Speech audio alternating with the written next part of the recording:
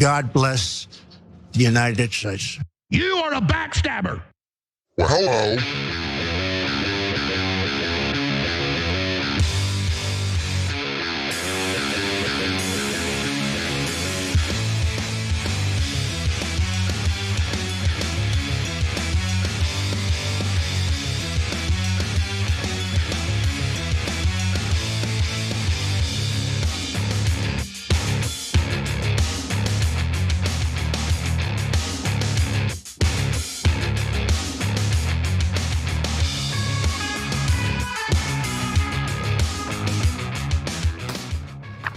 Welcome to TYT. I'm your host, Anna Kasparian, and I am caffeinated yet very sleep deprived.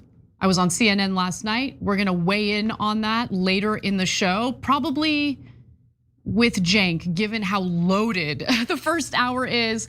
But I'm really excited about today's rundown. We have so many amazing stories to share with you today, beginning with some foreign policy. Yes, obviously, we're gonna give an update on Gaza, but I wanted to talk a little bit about a little summit that took place or has been taking place in China and what that means for us here in the United States in this new multipolar world. Ooh.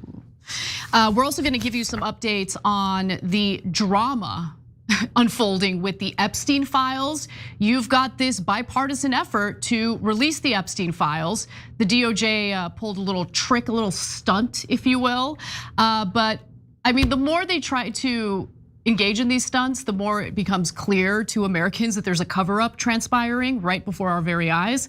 So we're gonna give you updates on that.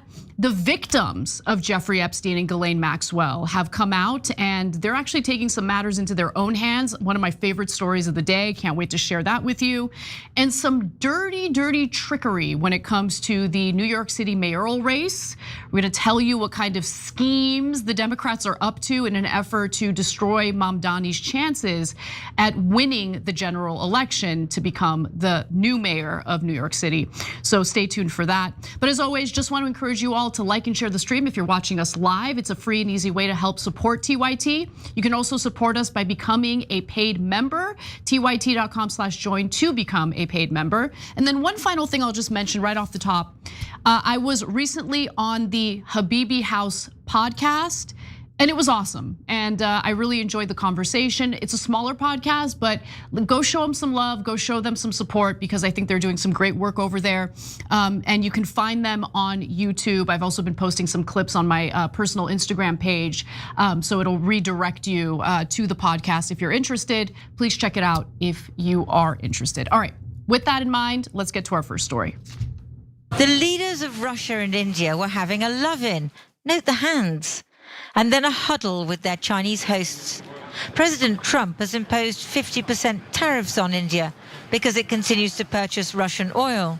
President Trump's erratic foreign policy, 1 minute self-assigned global peacemaker, the next aggressive isolationist, has allowed China to present itself by contrast as a stable, predictable partner in a multipolar world.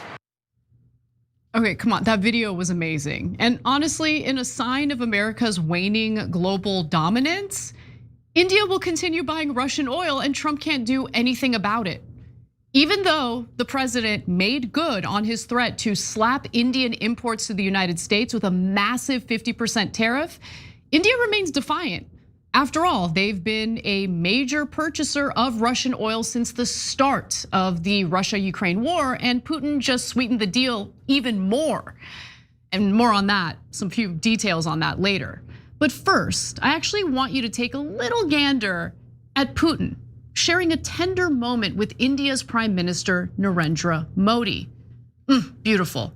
A guy who poisons his political opponents to death, exploring the gentle palms of the guy responsible for democratic backsliding and anti-Muslim riots in India.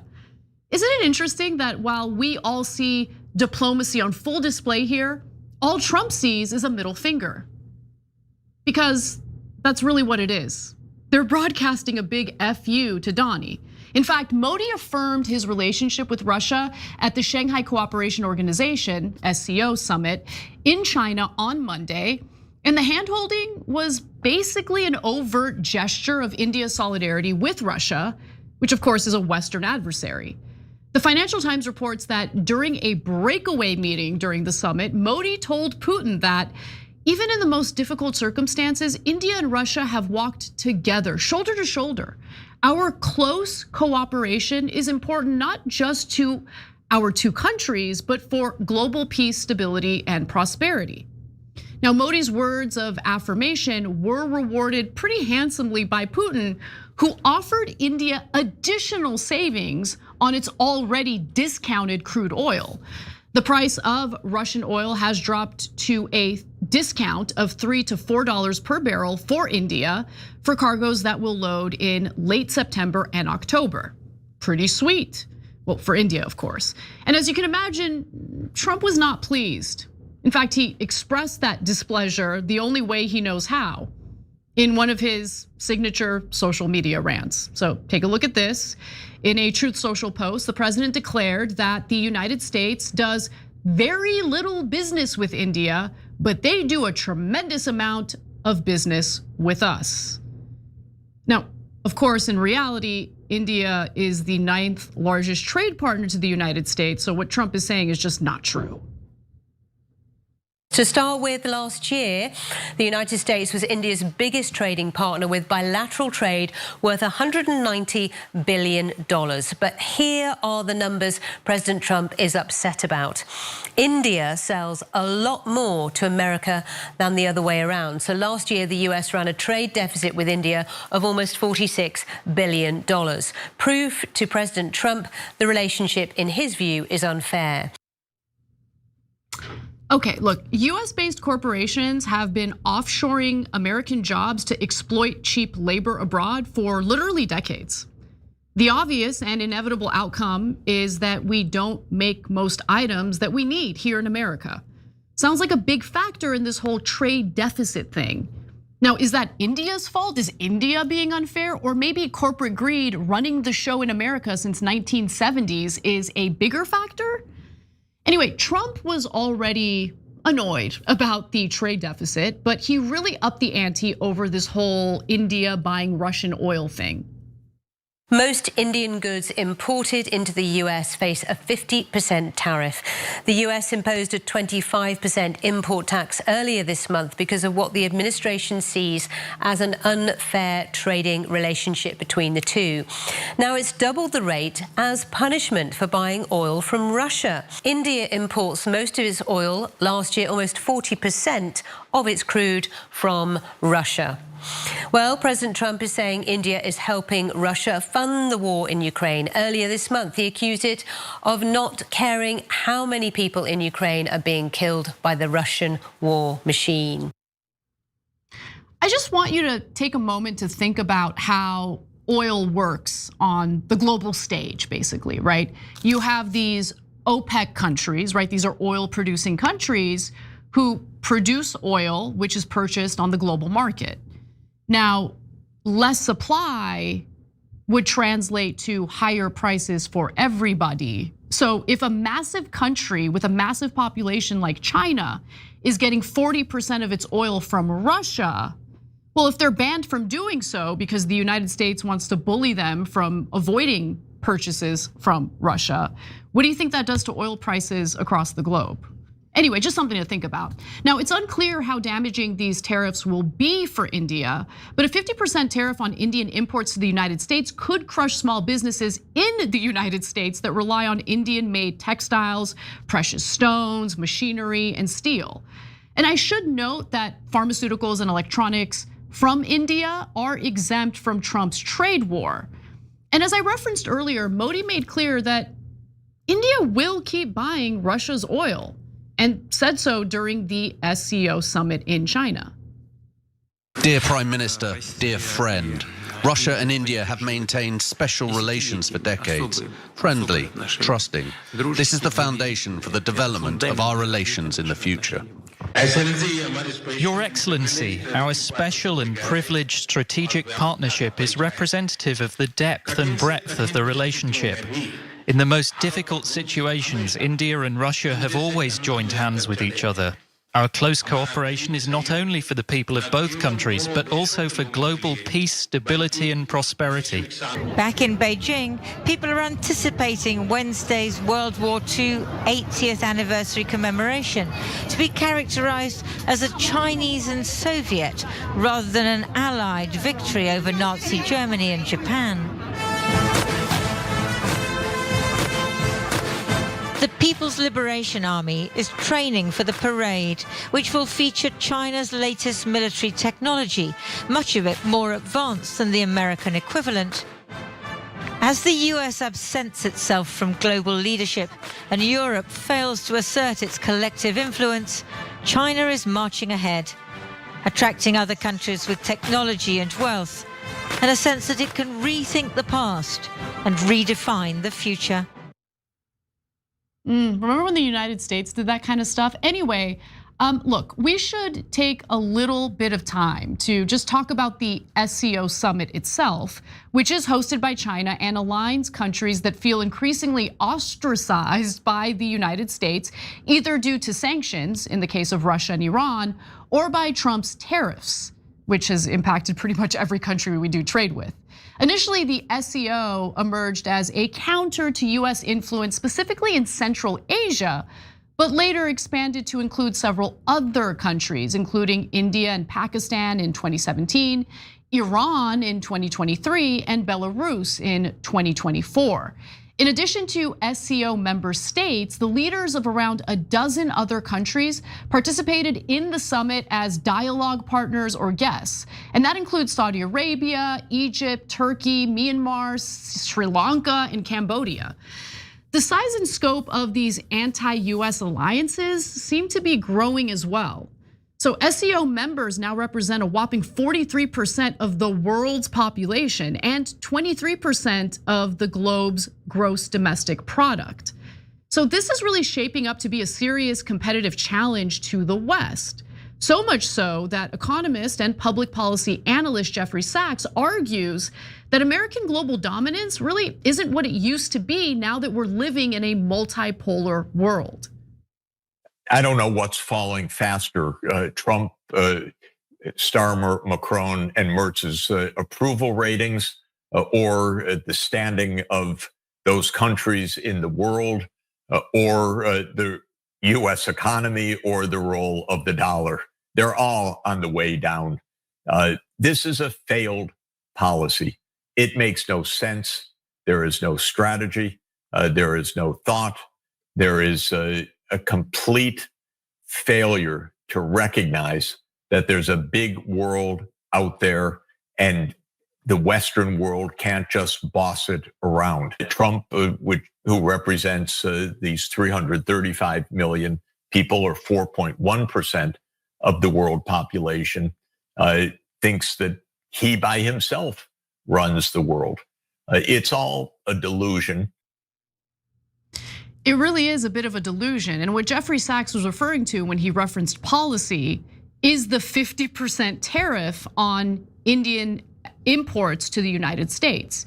Because what that did is essentially push an ally of the United States, India, away from the US, away from the West, and into the arms of Russia and even China. And look, perhaps President Trump does deserve the Nobel Peace Prize because his policies have led to such resentment toward the US that India has been bonding with its longtime foe China over it. The Associated Press reports that Modi remarked on steady progress in improving relations with China after meeting its top diplomat in August and noted, quote, respect for each other's interests and sensitiveness. So the two pretty much loathe each other. Let's be clear about that. They don't agree on anything, except when it comes to Trump and how neither country trusts the United States. So China wants to expand its sphere of influence and is in fact taking full advantage of Trump's penchant for essentially destroying long-term US alliances. While the White House pulls the trigger on military strikes against supposed Venezuelan drug cartels in an obvious regime change ploy, China is exercising soft power and building economic partnerships. As the US funds Israel's genocide, China bankrolls mutually beneficial infrastructure projects across the globe. But look, don't mistake China flexing its soft power as weakness. They've also been flaunting their growing military might. New weapons unveiled, like this intercontinental ballistic missile, over 100 aircraft, and more than 10,000 troops. The huge parade in the heart of Beijing marked President Xi Jinping's ambition to transform China from one of the world's biggest arms buyers into a maker of all the weapons it needs for itself, and an increasingly formidable exporter on target to hit $3.2 billion across dozens of countries. The parade, to commemorate 80 years since the end of World War II following the surrender of Japan, fits Xi Jinping's modernization push. For China, this is a question of prestige. Over the last 6 years, China has made a lot of inroads in a lot of areas of military technology. And so this parade is an opportunity for China to demonstrate the growing power of its defense industry. China's defense imports have been steadily dropping, reaching its lowest point in the period of 2020 and 2024. At the same time, Beijing has emerged among the world's top 5 arms sellers. I mean, look, that's pretty impressive, isn't it? I mean, the world leader who has the physical aesthetic of a lovable Winnie the Pooh has some pretty big bombs, more advanced than the United States. And look, China's growing military might certainly mitigates the impact of US sanctions against countries like Russia and Iran, much to the chagrin of Israel. It's important to remember that China's rising global influence did not happen overnight, and it didn't happen alone. Trump's foibles and unforced errors only accelerated this ongoing trend. And this is not good news for the United States. Rather than flexing soft power, building alliances, finding ways to cooperate on the international stage, both economically and in other ways, you have a president at this moment who thinks he could just constantly use tariffs as a cudgel, either on behalf of US corporations, on behalf of certain goodies that he personally wants. His tariffs policy initially was sold to the American people as something that was going to benefit the American people, but that hasn't really happened. And if anything, it has pushed some of our most important global allies away from the West. So it's not shaping up to be great. And to be honest with you, everything I've heard from Trump ever since the relationship with India kind of started to fall apart is that no, the US is good with India. We're good, we're homies, we're best friends. We'll see. But the fact that India is essentially brushing off the 50% tariffs and continuing to buy Russian oil really does show that US influence has been weakened considerably on the global stage. All right, we got to take a break. When we come back, we've got 2 major updates on the Epstein files. You don't want to miss it, so come right back. China.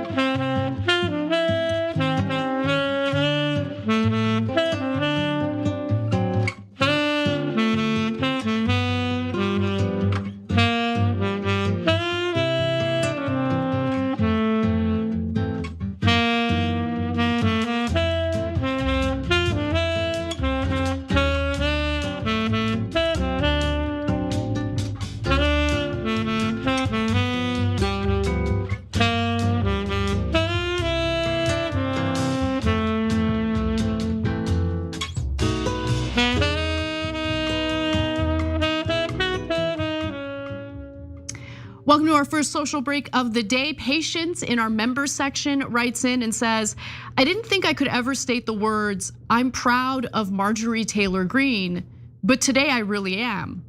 Stay tuned, by the way, for anyone wondering why, because we're about to cover it in the next segment. When she stood there and told the press why these victims will not just stand there and name names right then and there, then proceeded to say that the victims can give her the list and she will name the names, I was like, hell yeah. This is where Democrats better effing take yes for an answer. My prediction is that Marjorie Taylor Greene's role here will catapult her to be the new populist face of MAGA and give the Democrats some real trouble if they don't start boosting real populists on the left, obviously. Damn, I'm so hopeful, but I know this is a time where our country is on a knife's edge between corporate-backed authoritarianism and everything we want in the populist plank.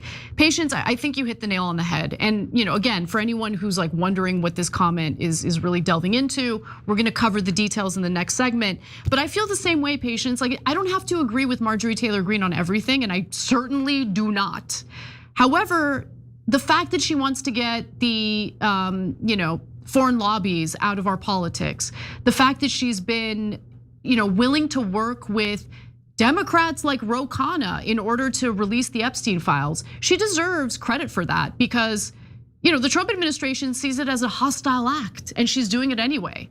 And it's the right thing to do. In fact, I saw Ro Khanna embracing, literally hugging Marjorie Taylor Greene today, and I was like, "Aw, like that's the most heartwarming thing I've seen on Capitol Hill, maybe in my lifetime." That's how sad things have been in Capitol Hill. Anyway, Wang Jun writes in and says, "Your Habibi House podcast interview was really good. Not gonna lie, I teared up a little at the end." Yeah, so Palestinian Hustle, which makes amazing merchandise, gifted me, they were so generous. And in fact, Pessimistic Progressive comments on that and says, "I watched you on Habibi House, you were fantastic. You should have worn the scarf." I didn't even consider it, not because I don't want to, but because I've been traveling like crazy. I literally flew to New York to do CNN, flew back this morning and came straight to the office. I haven't even been home. I'm exhausted, I haven't slept. But I didn't think ahead to like pack the scarf or anything like that, but good suggestion. All right, let's move over to our Twitch community where Ryu Rawl says, "Anna just described every parent, caffeinated and exhausted." Honestly, almost every American worker, I would say. Stephen Fire 28 says, "Hello TYT, I had my first day back in college today and we had an armed suspect pointing an AR-15 style rifle on campus. UMass Lowell was placed on lockdown and the suspect is still at large. That is insane. I hope you're safe, please stay safe. This is America."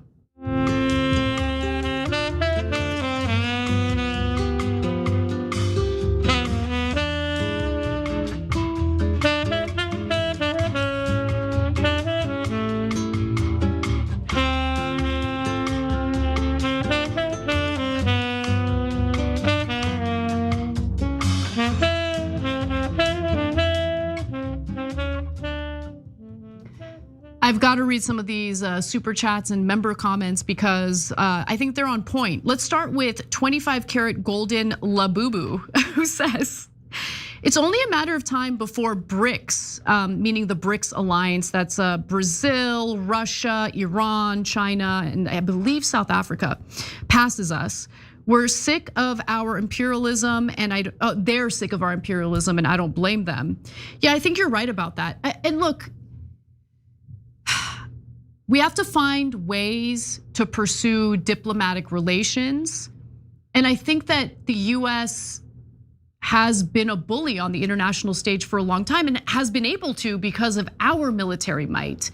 But there's a new military competitor in town and China is not messing around. They really, really want to, kind of exploit this moment to increase their influence on the global stage, and it's working. Rage Rock for now says, "Mega respect to countries defying Trump." Yep, let's go to our members where Will Sanchez says, "All she needed last night was Charlie Kirk." Oh, I'm sorry, this is not what I meant to read. There was a comment in our members section that I just lost, but I'll find it and read it during our next social break. For now, I want to move on to some pretty big updates on the potential release of the Epstein files. They haven't been released yet, even though the DOJ would like you to think they've been released. So with that in mind, let's get into it. There's some very rich and powerful people that need to go to jail. I think everyone's been frustrated as to why that hasn't happened before. But it is very much so a possibility that Jeffrey Epstein was an intelligence asset working for our adversaries. But also too, I think the questions that we have is how much did our own government know about it? Wow, you just heard that. That was Republican Congresswoman Paulina Luna, who went further than any other lawmaker on Capitol Hill yesterday, demonstrating her willingness to suggest that Jeffrey Epstein was possibly working with a foreign intelligence agency. Now, you all know what I think about that. I am inclined to believe it. However, her comments came on the same day the House Oversight Committee tried yet again to pull a fast one on the American people by releasing tens of thousands of Epstein-related records, including flight logs and court filings, which sounds pretty good, right? That's what we want.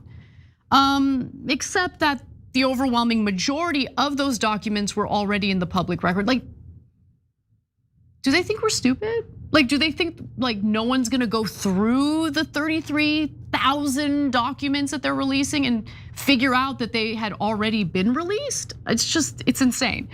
So here's what Democratic Representative Ro Khanna told MSNBC last week when the DOJ first released the documents to the committee. We're up all night, and we now have a fact that only 3% of the documents that were given to us were new. 97% were already in the public domain.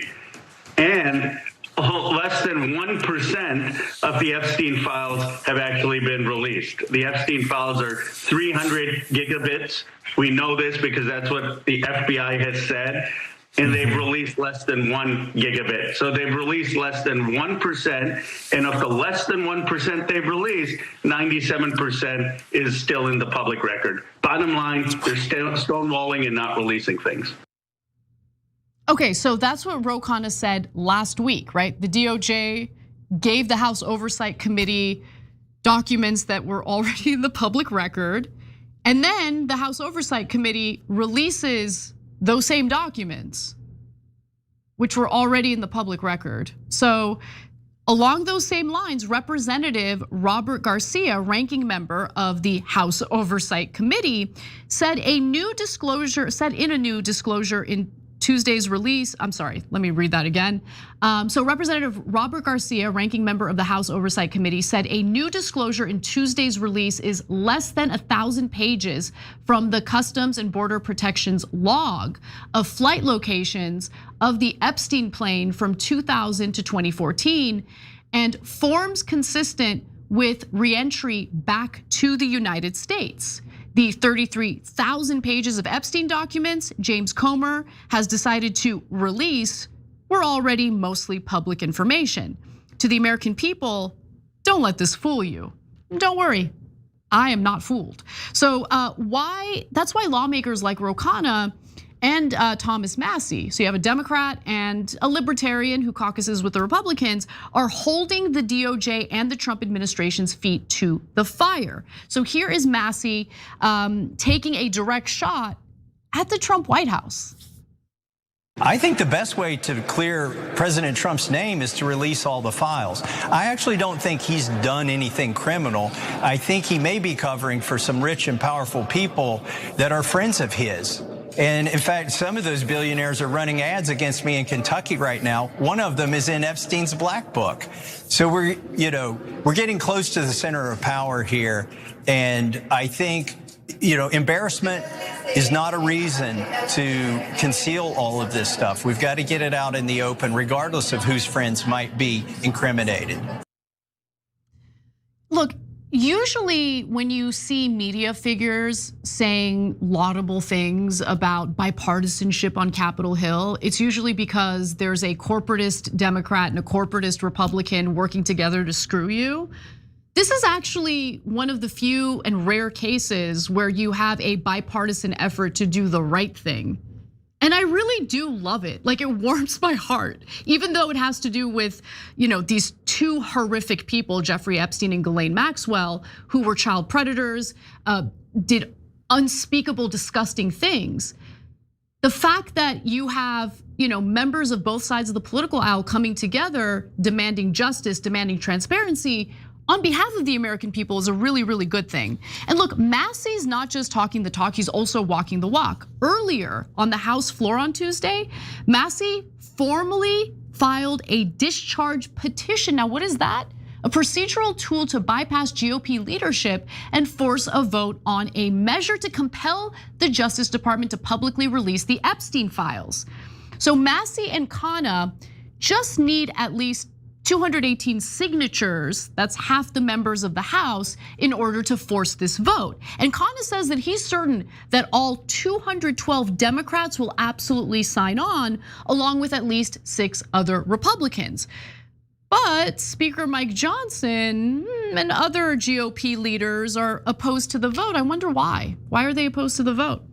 They argue that it's not needed because the House Oversight Committee, which is increasingly appearing to be part of this cover up, is investigating the matter. Nothing to see here. They're investigating the matter. Okay, yeah. Now, Donald Trump is doing everything that he can to essentially stand in Massey's way, including his favorite tactic of public condemnation. Here's a clip from the Oval Office from just this morning. Thomas Massey, who is sponsoring a discharge petition to get the House to vote on the release of his documents, says he doesn't believe you're implicated in these files, but many of your friends and donors may be, and he says that's why the Justice Department is redacting them and slow-walking the release. Is the Justice Department protecting any friends or donors, sir? So this is a Democrat hoax that never ends. It reminds me a little of the Kennedy situation. We gave him everything over and over again, more and more and more, and nobody's ever satisfied. From what I understand, I could check, but from what I understand, thousands of pages of documents have been given. But it's really a Democrat hoax because they're trying to get people to talk about something that's totally irrelevant to the success that we've had as a nation since I've been president. Is it a Democrat hoax when you have Republicans wanting the release of the Epstein files? Is it a Democrat hoax when your base, which of course consists of Republican voters, patriotic Americans, want the release and the transparency of the Epstein files? I don't know. Seems like Trump is backed into a corner here. And it is interesting that he brought up the Kennedy files in the context of this weird argument that he's making about how this is just a Democrat hoax. It's not, and people deserve justice. Obviously, the victims deserve justice. The American people deserve transparency, and we absolutely should figure out, without a shadow of a doubt, whether or not Jeffrey Epstein was engaged in blackmail operations on behalf of intelligence organizations, whether it's the CIA, Mossad, or any other intelligence organization. Now, a White House official also commented on this discharge petition in the House, saying that helping Thomas Massey and liberal Democrats with their attention seeking, while the DOJ is fully supporting a more comprehensive file release effort from the Oversight Committee, would be viewed as a very hostile act to the administration. I really want to know what's in those files. And more importantly, I want to know what exactly changed with Donald Trump, where he was willing to push back against certain foreign leaders like, Benjamin Netanyahu. He was willing to stop going to war with the Houthis, for instance. He wasn't willing to engage in a hot war with Iran. And then something happened. Suddenly he did a 180 and became Netanyahu's bitch. I want to know why. Is there something in the Epstein files that's, maybe persuading Donald Trump to act a certain way? I have no idea, but it sucks to even have these questions at the top of mind, right? Now, that brings us to an unlikely opponent to Donald Trump, and that opponent happens to be Marjorie Taylor Greene, who continues to surprise me, I gotta be honest with you. So the Congresswoman is usually a diehard backer of President Trump's, but today during a press conference where victims of Epstein spoke out, she took a clear shot at the Trump administration. This is the most important fight we can wage here in Congress, is fighting for innocent people that never received justice. And the women behind me have never received justice. And do you want to know why? It's because Jeffrey Epstein somehow was able to walk among the most rich, powerful people, not only in America, but foreign countries. The truth needs to come out. And the government holds the truth. The cases that are sealed hold the truth. Jeffrey Epstein's estate holds the truth. The FBI, the DOJ, and the CIA holds the truth. And the truth we are demanding come out. Hell yes. That was amazing. And I love the fact that she is willing to fight on behalf of the victims, on behalf of the American people who want to know, despite the fact that it will definitely attract Donald Trump's ire. That's strength. That's being a leader.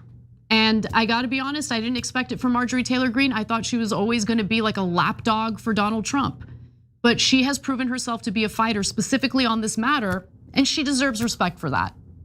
Now, our members have a lot to say about this story, including Tugging the Tubin, who says Kash Patel was highlighting some sex trafficking work he did today, which feels like he's laughing in our faces with the Epstein files or lists still outstanding. They're doing everything they can to kind of distract or give Americans like some red meat that might, placate them. But this has been, look, the thing about the Trump administration and Trump himself, when it comes to his campaigning, there was a lot of focus on the deep state. And so there are a lot of theories about how Epstein was working on behalf of the deep state. So when you renege on promises made, and when it's clear that those promises are not kept, yeah, that's gonna direct a lot of ire toward the Trump administration, which isn't following through on what was promised, right?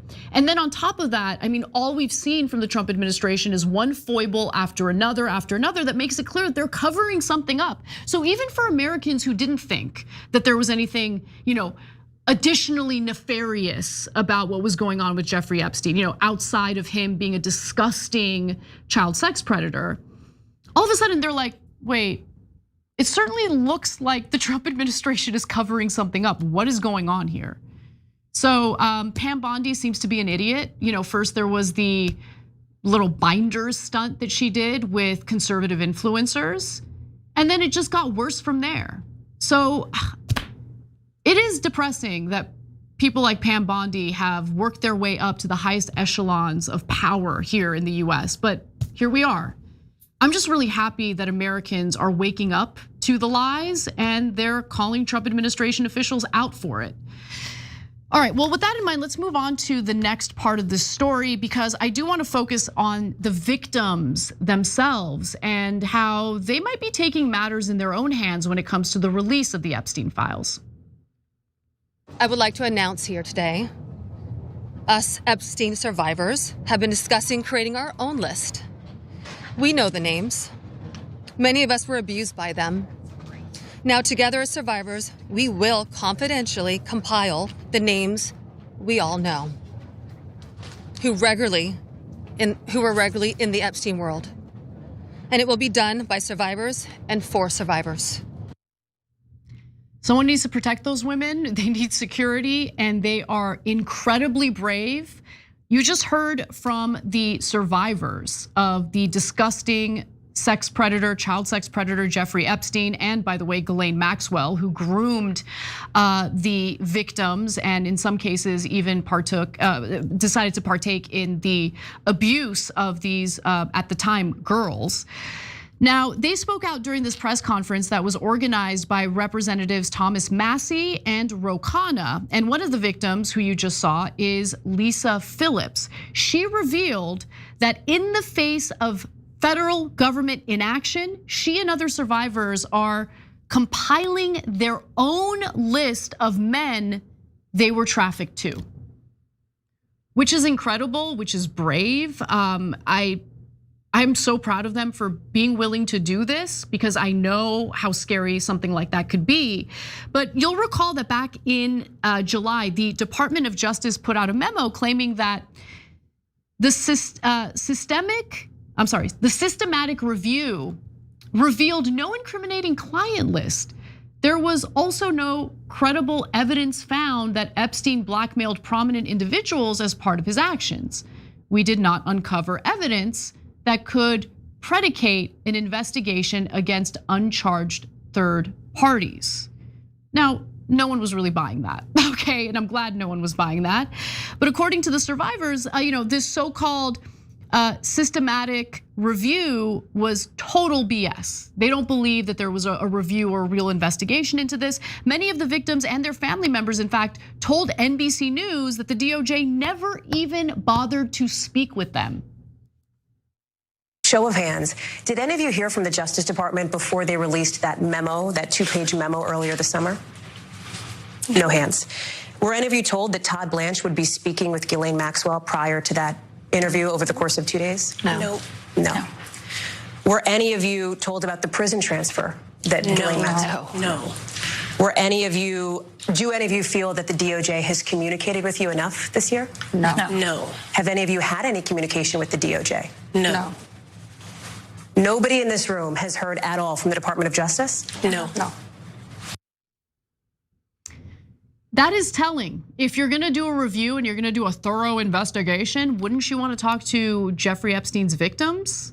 The fact that the DOJ didn't speak to the victims is telling, to say the least. And while there may not be a literal list procured by Jeffrey Epstein of his clients, these women have made it clear that there were absolutely other co-conspirators who abused them alongside Jeffrey Epstein.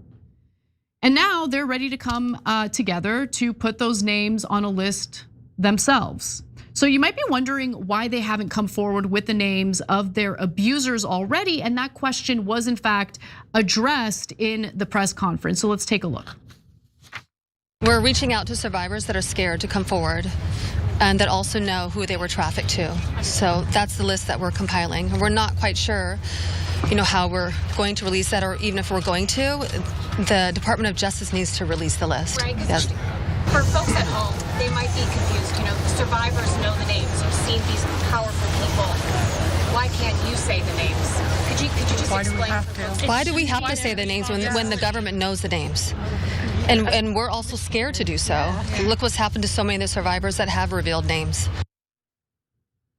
And look, we've also heard some of the people opposing the release of the files cite the victims. They're so concerned about the victims as the main reason for not wanting more information out there. But these women have made it clear as they can make it, by the way, that they do want transparency and they do want accountability. Take a look. And some people I talked to today are not signing the discharge petition because they say you don't want them to. Can you clarify if that is Do any of the survivors here not want the bill to pass? I think all of them are on the same page. They want everything released. Want the bill to pass. Yes, they unequivocally redact personally identifying information and release everything else. God, I know I've already said it, I'm gonna say it again. I'm really, really proud of these women. I'm really proud of them. This is one of the bravest things they could possibly do. Knowing the kind of harassment they might have to deal with, knowing that this is exactly what Donald Trump does not want. Wow, it's incredible. They're just so strong, so brave, and they deserve a lot of love and support, and I hope that they feel safe. I'm worried about that, but let's see how this develops. Now, while none of the women made any suggestions that Donald Trump was one of their abusers, one woman by the name of Shantae Davies did reveal something pretty interesting about Jeffrey Epstein's relationship with President Trump. Let's take a look. Epstein surrounded himself, with the most powerful leaders of our country and the world. He abused not only me, but countless others, and everyone seemed to look away. The truth is, Epstein had a free pass. He bragged about his powerful friends, including our current president, Donald Trump. It was his biggest brag, actually. Jeffrey and Ghislaine were always very boastful about their friends, their famous or powerful friends, and his biggest brag forever was that he was very good friends with Donald Trump. He had an 8x10 framed picture of him on his desk with the two of them. They were very close. Okay.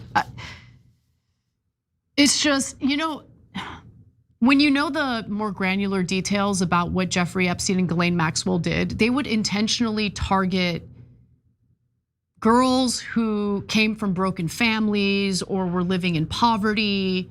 Like every element of the Jeffrey Epstein scandal is so utterly disgusting.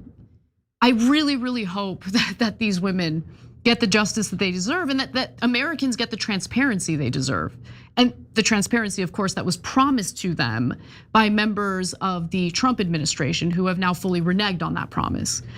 Now, Davies, by the way, also said that she was taken on a trip to Africa with Jeffrey Epstein and Bill Clinton.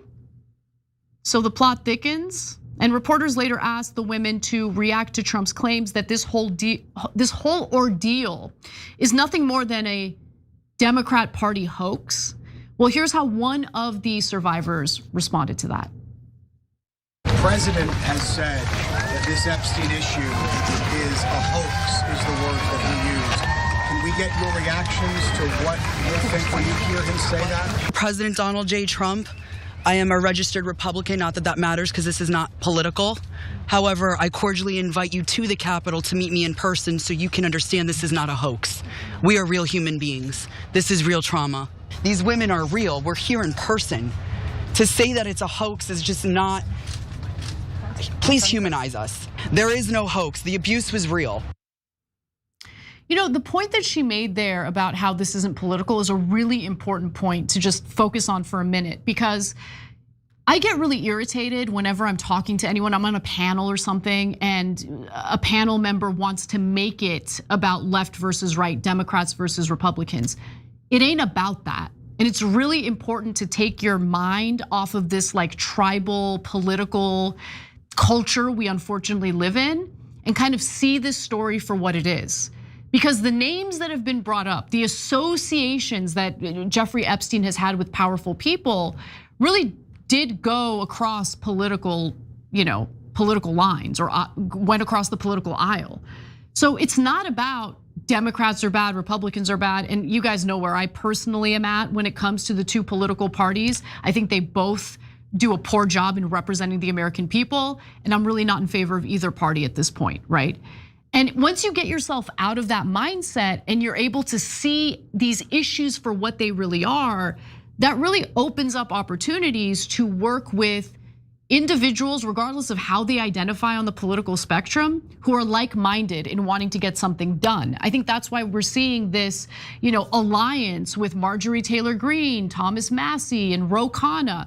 You have a wonderful Democrat like Ro Khanna working with someone like Marjorie Taylor Greene, who's always been thought of as one of President Donald Trump's biggest defenders. But in this particular case, she's not defending Trump. In fact, she's pushing back against Trump even after the Trump administration referred to what the House is doing, what these specific members of Congress are doing as a hostile act. Now, we'll see how this all develops. I'm looking forward to seeing what the survivors of Jeffrey Epstein have to say, what they want to release, the names that they're going to name. And again, I'm really, really proud of what they're doing. I do want to just take a moment to read a few comments from our members, including one from Boomer Cat Dragon, who says, everyone deserves a chance at redemption, even Marjorie Taylor Greene. Here, I agree. And I again disagree with her on pretty much every policy except for this and her efforts in getting foreign money out of our politics. But with that in mind, I mean, what she's doing is also brave because she has the almost entirety of the Republican Party against her. She has Trump against her and she's doing it anyway. Let's go to Teddy Lucy Linda, who says, where would 47 be if not for the word hoax? I know anything he doesn't like, anything that makes him look bad, it's just a hoax. That's all it is, just a hoax. And finally, I'm just gonna read one more comment from Cat Lady, Lady Man, who says, you're so right. This is extremely brave. I'm so proud of the survivors. Absolutely, I'm proud of them. I'm really hoping that they have a good group of people supporting them, enveloping them in love, and we'll see how this all develops. And we're gonna stay on the story. We'll give you updates as we get them. And for now, we'll just take a quick break. When we come back, I don't know what I want to cover. Maybe the conspiring against Mamdani in some of the grossest ways imaginable. So stick around for the details on that and more. We'll be right back. All right, so you got a message for John Idarola? Tell him to be nice to me.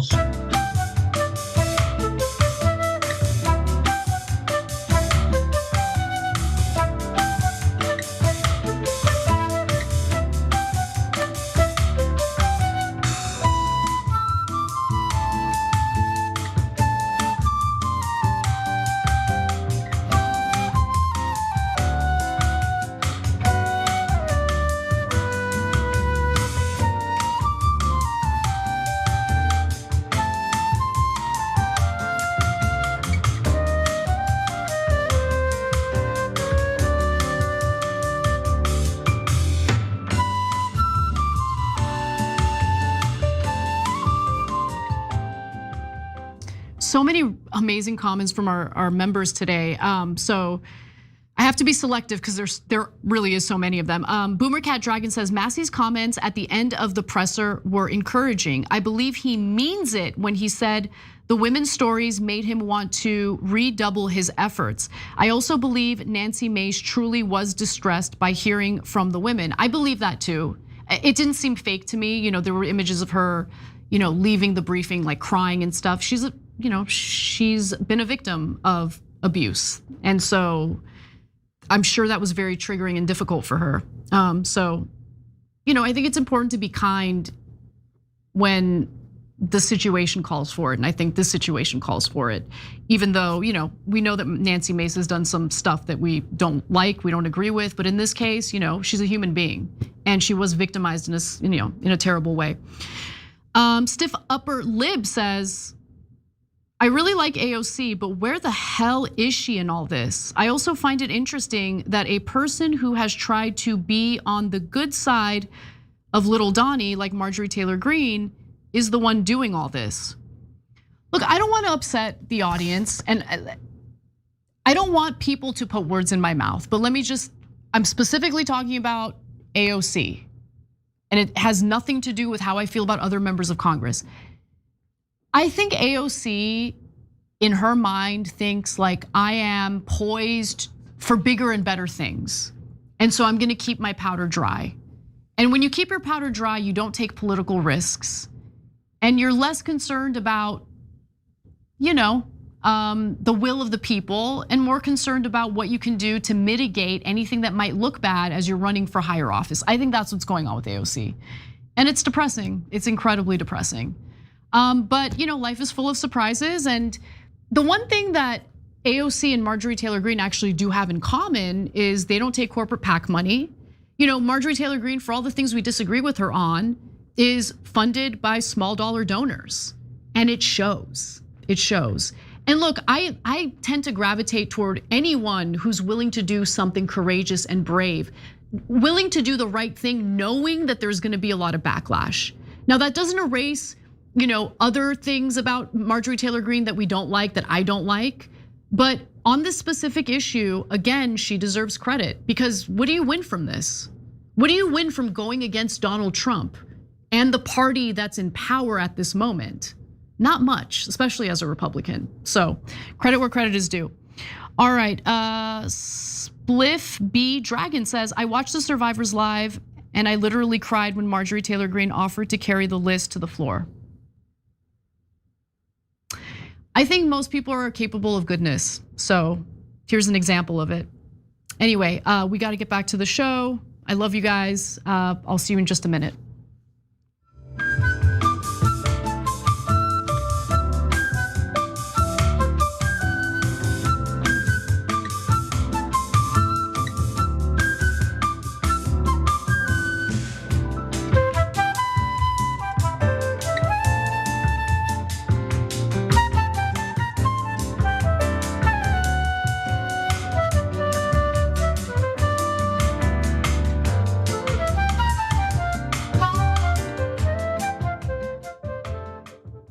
Harkin writes in our super chats and says, Anna, I'm an atheist, but some of these sick bastards are going to hell. Yeah, a lot of the stuff that's been going on in our country and around the world, especially over the last 2 years, it makes you, I don't know how to explain this, right? Because I've identified as an atheist for so long, but The evil in the world almost makes you want to find a source or a place for solace, for comfort, for an explanation or understanding. And I really, really, really, really want to believe that hell exists. Because I want to believe that all the people who do terrible things in this world, who are never brought to justice, will at some point experience justice. And it gives me comfort thinking about people like Epstein or Benjamin Netanyahu burning in hell. Just keeping it real. So anyway, let's move on to our last story before we bring Cenk in and talk about a bunch of other things, including my exchange with Ben Shapiro on CNN last night. I want to talk a little bit about what's happening in this New York City mayoral race. So let's get into it. An anonymous source who spoke to Politico has indicated that New York City Mayor Eric Adams has been offered a job in the Trump administration as long as he drops out of the race for re-election as New York City mayor, which would of course help solidify the percentage of voters that would back Andrew Cuomo. Because let's keep it real, if you're supporting Eric Adams, you're not gonna turn around and support Mamdani, right? The one who's further to the left. You're likely to back Andrew Cuomo instead. And it looks like this was the plan all along. So again, that would leave just 3 candidates: Zoran Mamdani, who up until this moment really did seem poised to win, Andrew Cuomo, and Curtis Sliwa. Now, Politico reported that Adams's position would be, of course, in the US Department of Housing and Urban Development, which, okay, just note to all administrations in the future, you can appoint people to HUD who aren't black. I feel like there's this weird trend going on, and it makes me a little uncomfortable, to be honest with you. But look, that's an entirely different tangent. The fact that Democrats are willing to work with Donald Trump in order to destroy Zoran Mamdani's chances at winning the mayoral race in New York City tells you everything you need to know about corporate Democrats. This is what corporate Democrats are, guys. I need you to really take it in. And when I say take it in, I'm not saying take it in, be upset about it now, and then when it comes time to vote, you end up supporting the Democrats anyway. Yeah, I'm saying it. Okay, Democrats need to learn a lesson. If you're not going to do right by the American people, if you're gonna go against the will of Democratic voters, there will be consequences. Unless they get that message across, they're never gonna change. So anyway, again, Eric Adams, a Democrat, according to Politico, has been offered a job in the Trump administration, specifically to get him to drop out of the mayoral race. So a White House official would neither confirm nor deny that Trump advisors are talking with Adams. Adams did not directly deny meeting with Trump, probably because he did, during his recent jaunt to Florida. And he notably did not give a definitive no when asked if he plans to drop out of the race for mayor. Adams and Trump have a history together, as some of you may already know. So the Biden Justice Department hit Eric Adams with a slew of corruption charges. So Adams went out of his way to win Trump's favor in order to maybe get a pardon, maybe get the charges dropped if he, won the presidential election, which of course he did. So the charm offensive absolutely worked, and the Trump administration has let Adams off the hook. Now in August, Andrew Cuomo reportedly told donors at a private fundraiser that given a 3-way competition between himself, Sliwa, and Mamdani, Trump would intervene to help him out. Are you not proud, Cuomo? Like working with Daddy Trump in order to increase your chances of winning the mayoral race. I mean, this is like a disgraced former governor of New York, got a bunch of seniors killed in nursing homes, has a bunch of credible sexual harassment and assault allegations lodged against him.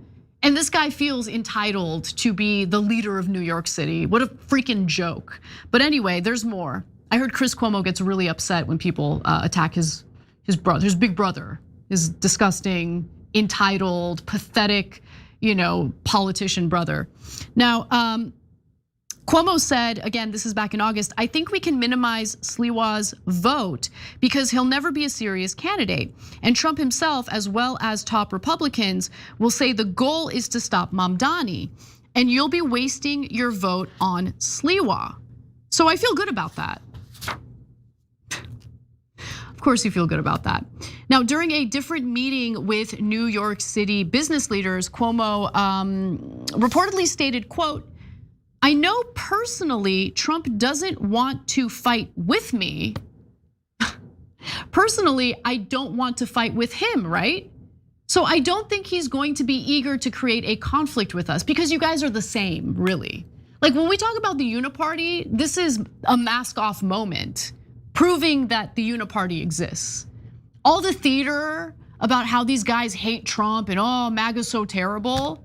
When push comes to shove, it's all theater and they will work together to destroy a candidate who, actually wants to offer something different to constituents, who wants to, stay in the United States, stay in New York City and represent what's in the best interests of his constituents rather than travel to foreign countries or ingratiate himself with the Israeli government as a mayor, by the way.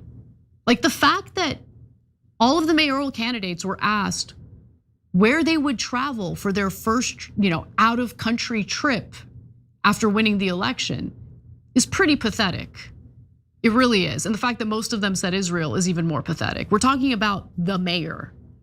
Anyway, so today the New York Times reported that the Trump administration is also considering a federal position for Sliwa. Wow, what a surprise. Apparently they believe that Cuomo has the best odds of beating Mamdani in a one-on-one general election. So Cuomo is still polling far behind Mamdani in the general election, but some surveys suggest he could defeat Mamdani head to head thanks to support from Republican and independent voters. But Trump's intervention in this race could be very risky. So New York City is deeply Democratic, making Trump's brand a political liability for someone like Cuomo, who honestly isn't really that popular to begin with. And that's what Mamdani is hoping for and capitalizing on. So here's what he wrote just a few hours ago. Today's news confirms it. Cuomo is Trump's choice for mayor. The White House is considering jobs for Adams and Sliwa to clear the field. New Yorkers are sick of corrupt politics and backroom deals. No matter who's running, we will deliver a better future on November 4th. Speaking of which, I want to correct some of my previous statements about Zoran Mamdani because he has clarified some of his positions that I was a little bit concerned about, which by the way, doesn't even matter. I don't live in New York City. All that matters here is what the people of New York City want in a mayor. Okay, so let me be clear about that. But previously I had said that I was like a little bit hesitant about Mamdani's views on policing because he used to be a hardcore defund the police type of person, type of guy.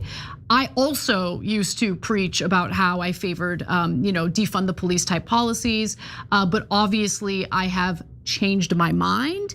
And in a new New York Times piece, they delve into the fact that Zoran Mamdani has also changed his mind. He doesn't want to lower the number of NYPD officers, but he does want to add mental health professionals who would respond to certain calls, which I think is a really, really good idea. So I just want to, clear the record on that because I don't want anyone to be misinformed about where he currently stands on that matter. And honestly, the fact that he is focusing on the cost of living, he has the right priorities. He wants to stay in New York City and focus on the people of New York City. He is the best candidate. I mean, Sliwa's a joke, let's just keep it real. And Andrew Cuomo is an embarrassment to New Yorkers. So I don't think that he should be the next leader of New York City. But speaking of corrupt politics and backroom deals, Sludge just reported on who's donating to Fix the City, which is the #1 pro Andrew Cuomo super PAC. So last month, donations to Fix the City picked up, with the super PAC receiving nearly $1.3 million in 1 week from a trio of repeat donors. On August 21st, the PAC received another $500,000 from billionaire William Lauder, an heir of the cosmetics company Estee Lauder and its board chair. So wealthy people want Cuomo, they don't want Mamdani. On August 20th, the PAC received another $500,000 from John B. Hess, the former chairman and CEO of oil and gas company Hess Corporation, similarly bringing his total given to $1 million. And in August, Fix the City received another $100,000 from Walmart heiress Alice Walton, a conservative donor. The month before, it received $300,000 from hedge fund CEO David Rosen of Rubric Capital. So all you need to do is take a good hard look at who's supporting Andrew Cuomo, what their priorities are. And I got news for you. Their priorities are not what's in the best interests of ordinary New Yorkers.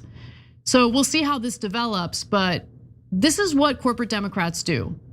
They would much rather work with, who they consider Satan himself, Donald Trump, than allow someone to the left of them to win a mayoral race. And I find that pretty gross. All right, we'll stick around. When we come back, Cenk Uygur joins us. We're gonna get into some of the highlights of my exchange with Ben Shapiro and others on CNN last night. And we're also gonna give you some updates on Gaza. We are not going to get off that story because it's an important story to cover. So we've got details on that and more. We'll see you in just a few.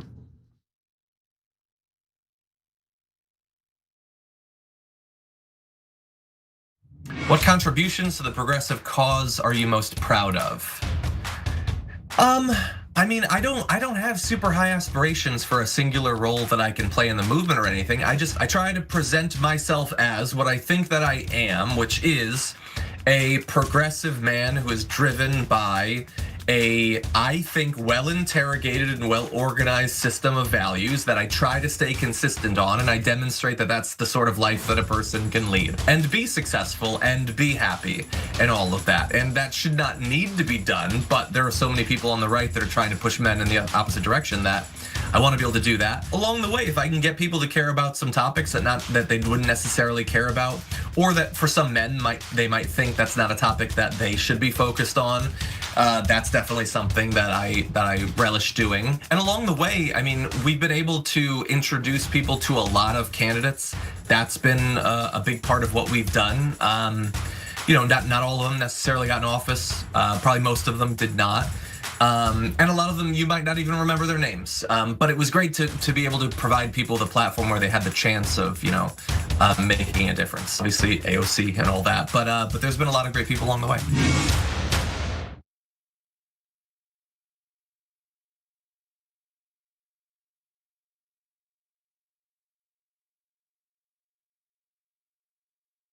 In the bonus episode for the members, we do some inside baseball. We're gonna look at John's desk. Nice little spaceship here.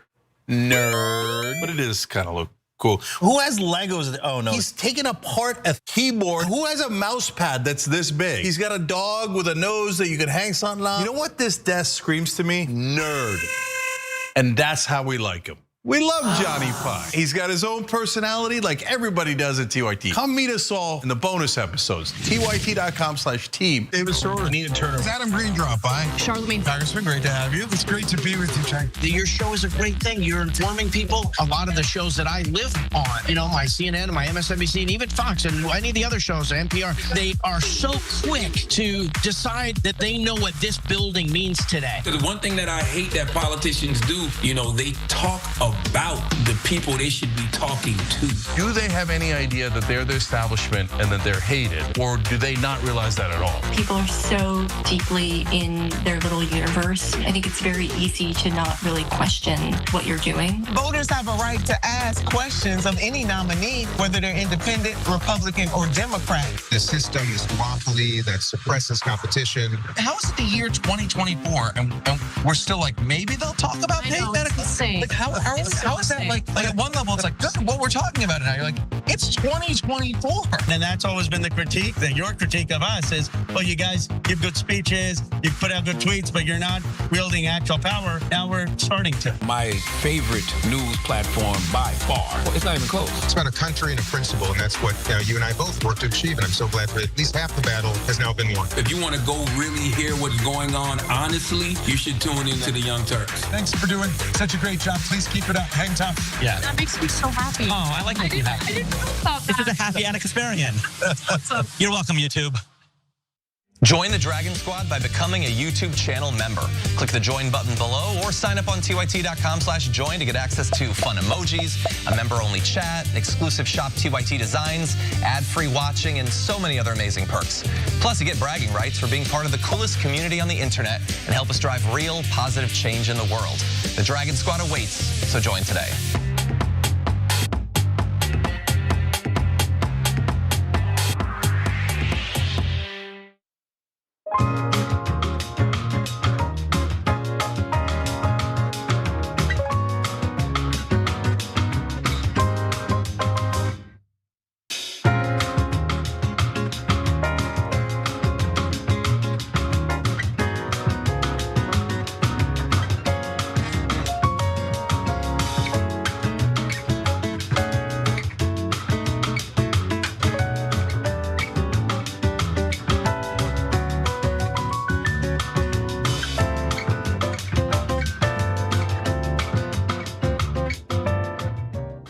All right, back on the Young Turks, and I'm here. That's fun.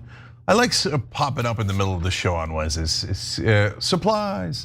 Anyway, Cenk Uygur, Anna Kasparian with you guys, Avi.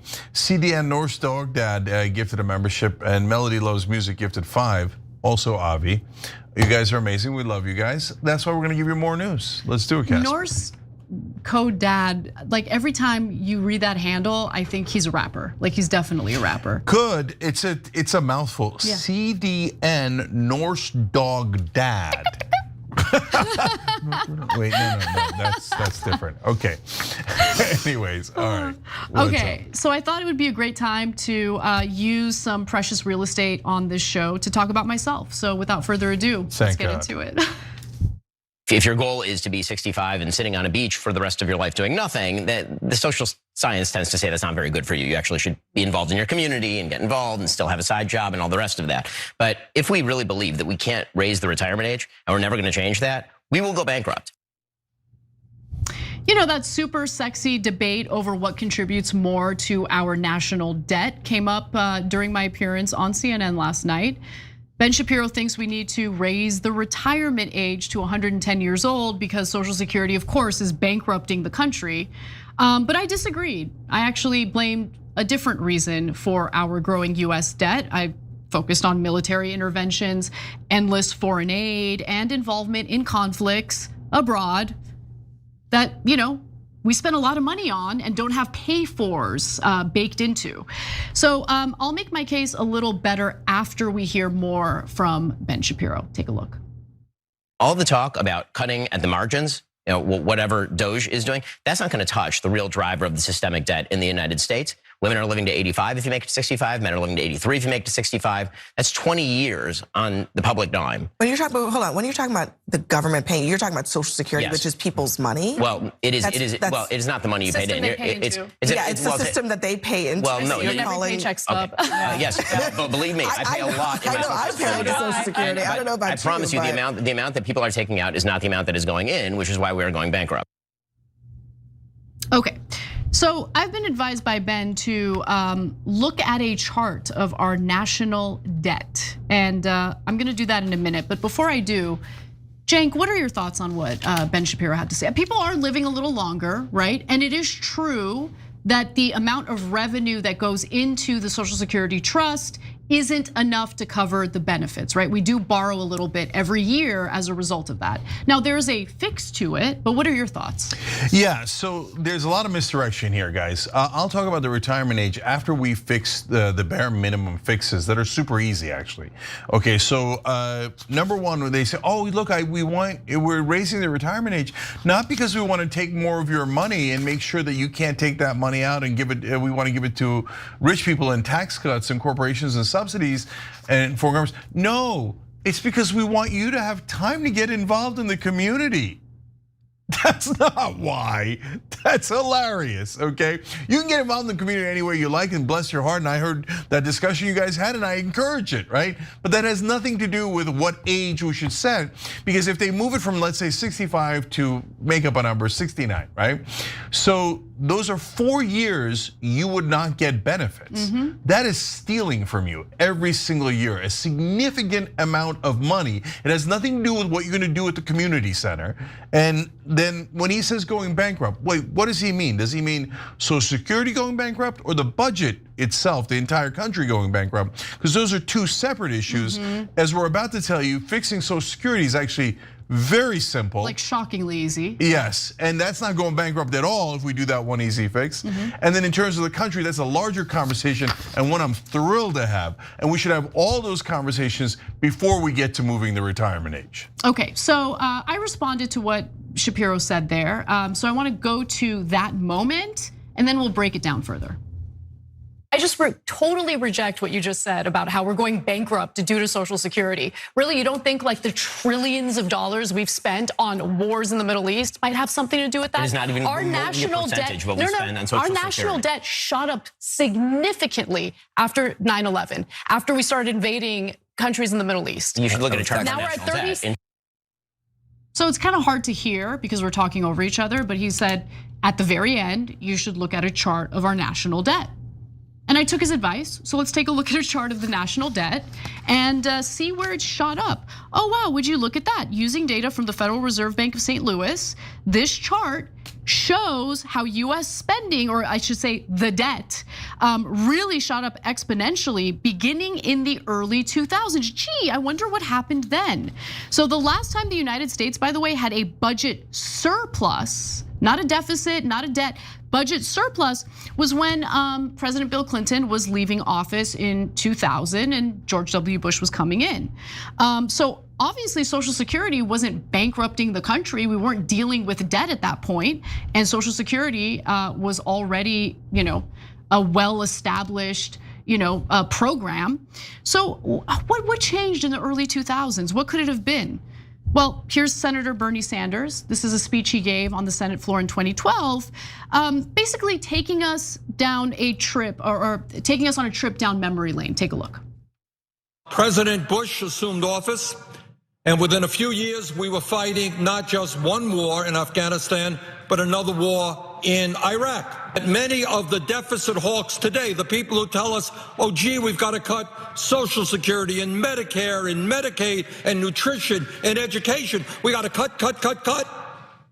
When asked to pay for those wars, they had nothing to say.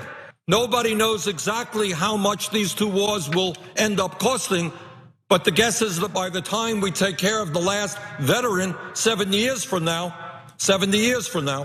those wars may run up over $3 trillion, and we did not pay for them to the tune of 1 penny.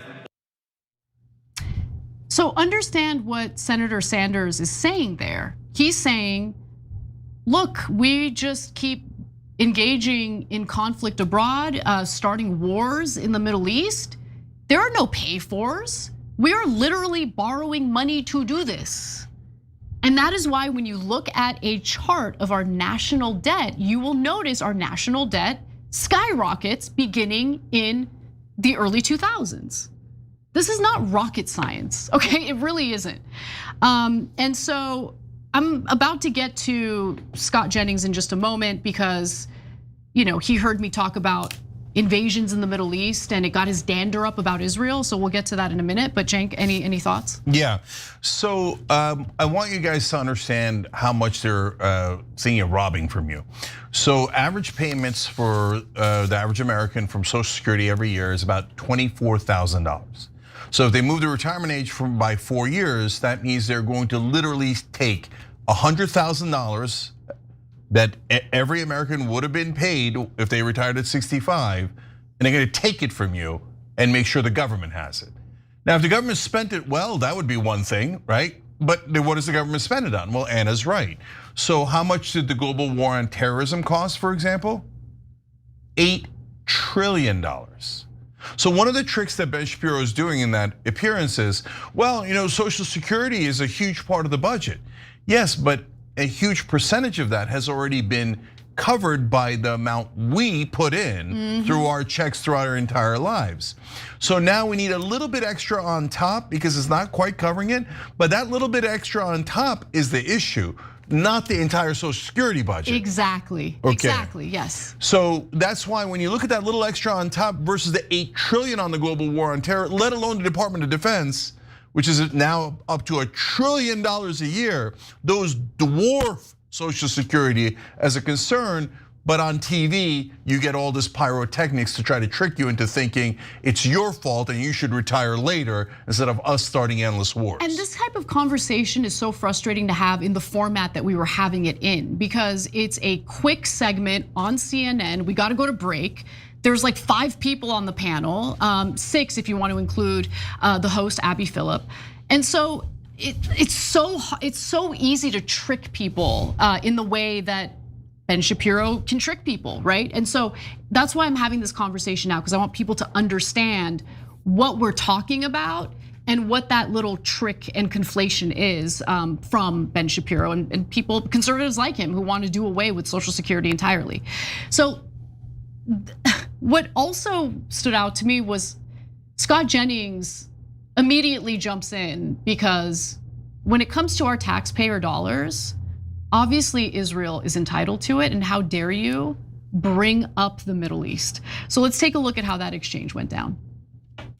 Honestly, these foreign conflicts have a lot more to do with our national debt as opposed to us paying into the Social Security You think system. Israel is a bigger portion of our budget than Social Security, Medicare, I think we Medicaid? spend way too much money on military aid for foreign countries. You think Absolutely. Israel is more Do than you Social think Security? that Social Security is more of an issue compared to how much money we just shell out for conflicts abroad? As a matter of expenditures and math, that yes. both entitlements and defense are a big issue. Okay, so I would prefer not to fund a genocide. So there's the moral issue with that, obviously. But I also have a problem with providing military aid to a country that had an economic surplus as recently as 2021. How do you justify that? Yeah, I want to get into more detail there. So another misdirection here. So Scott Jennings is trying to say like, oh, that $3.8 billion we give Israel every year is very small compared to the slice of the budget that's Social Security. Again, the overwhelming majority of the Social Security budget has already been paid for by you through all the taxes you paid. So that's misleading, number one. Number two, that's not the only thing with Israel. We also gave them $20 billion in the middle of the genocide. Overall, in inflation adjusted numbers, we've now given them $310 billion. That's point number one. Point number two is we had no business in Iraq. They did not attack us on 9/11. In fact, they were an enemy of Al Qaeda.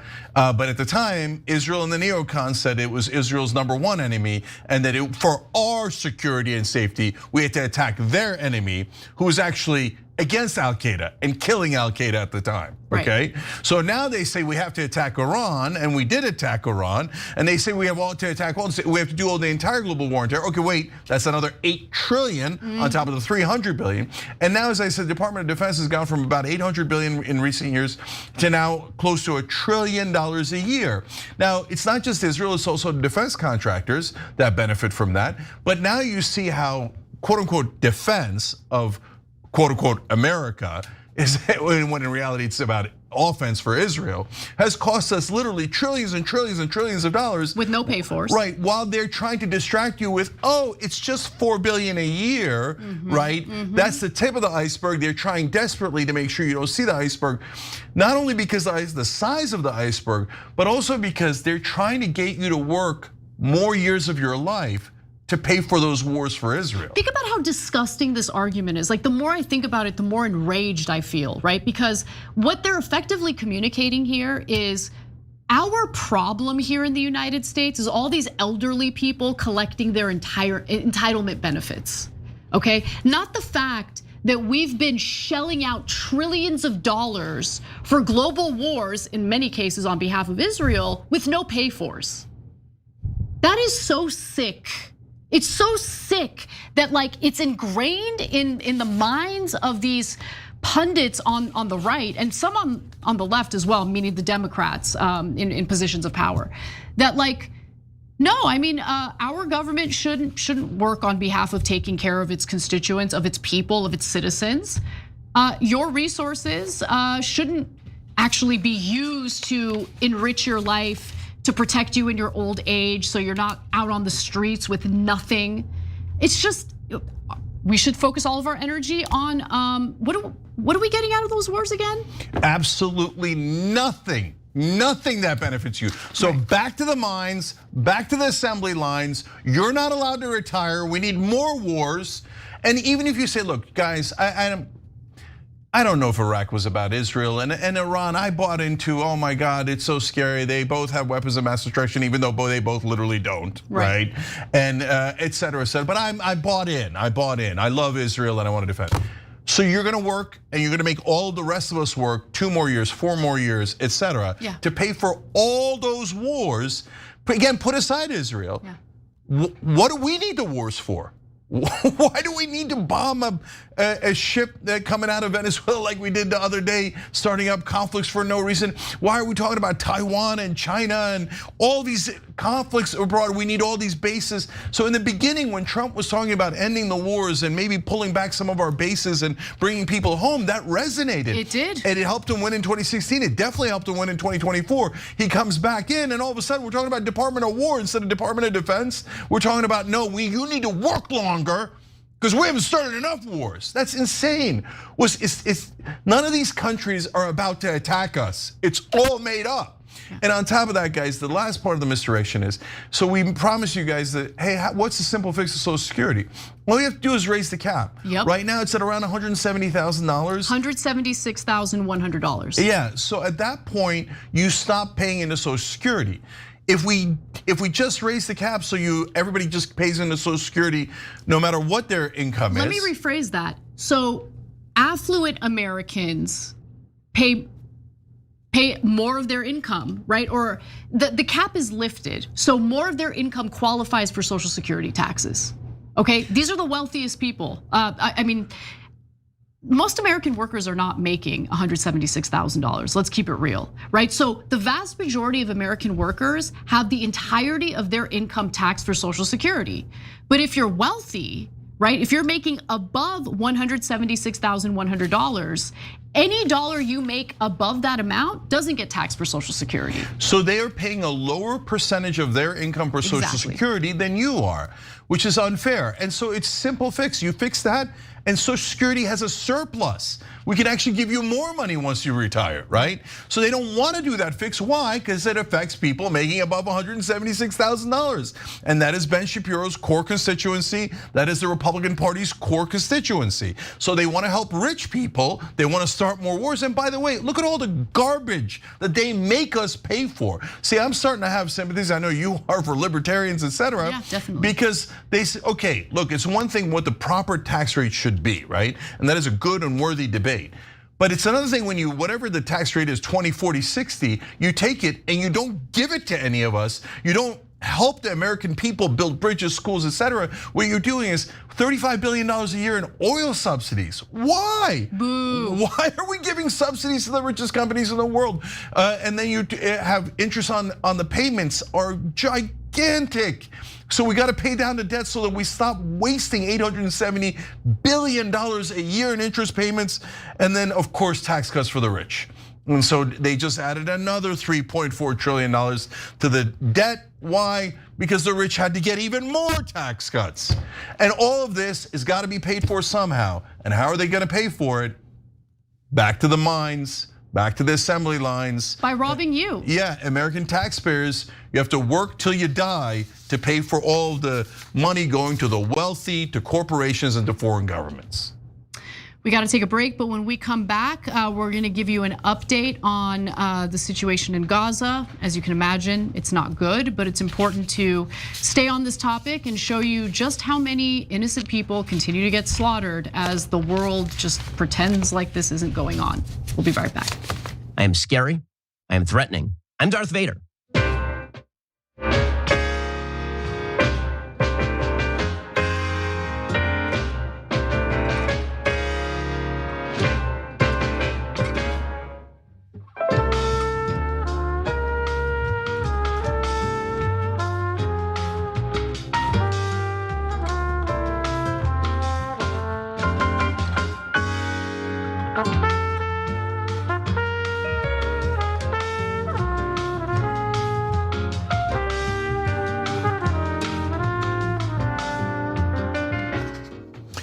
All right, back on TYT. I'm gonna read a bunch of your comments, a little bit blind here. It's TYT.com.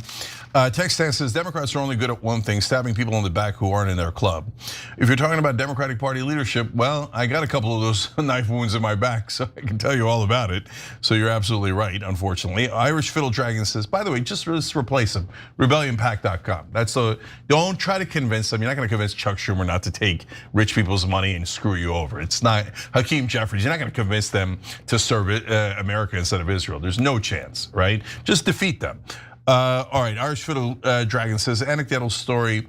When Mamdani was walking in Eastern Parkway in Brooklyn, it was attended by locals like he was a superstar. When Cuomo made the same walk, there was almost no one who showed up. Yeah, that makes sense, because who's like, oh my God, Andrew Cuomo, please fondle me. Hey, oh my God, you're so famous, you killed my grandmother. Okay, that's less likely.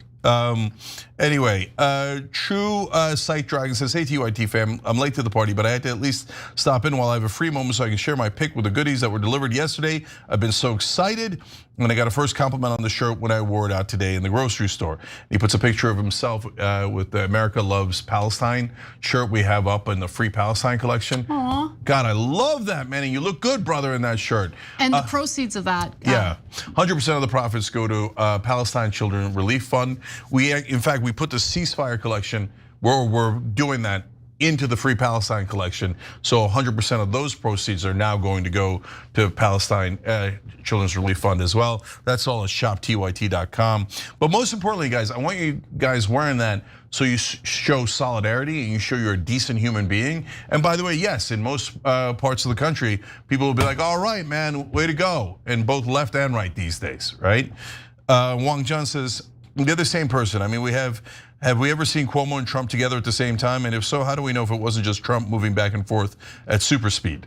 Okay, that's funny. It's a bit much, but I. That's too much effort. I would never expect effort like that from either one of them, to be honest. Yeah, Suspow says, the only thing better than Anna owning mainstream media would be to let Cenk back on and crush everyone. Well, it might only last one time, so. So anyway, no, I love that Anna's on there. Can't get enough of it. It's awesome. You're doing a phenomenal job. Thank you. I will say, like, that environment is very different from like the Piers Morgan show. Yeah.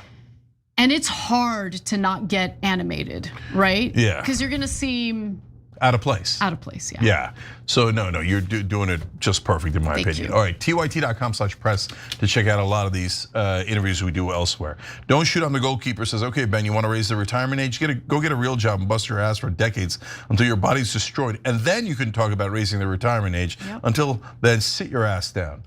The Quinster says, Anna, the other day I wore my TYT shirt with your quote, I don't care what the Bible says. And someone asked me about it. I told them the TYT explained that it basically means I'm not Christian, so if someone tries to tell me what to do based on something in the Bible, I just don't care and I won't listen. He said, I respect that. It was amazing. I feel really good about spreading TYT and yours and Cenk's everyone's message. Also, that Bible rant will always be my favorite TYT clip, and I love you, get caught trying. Yeah. Yes. You are a backstabber. I have gotten really.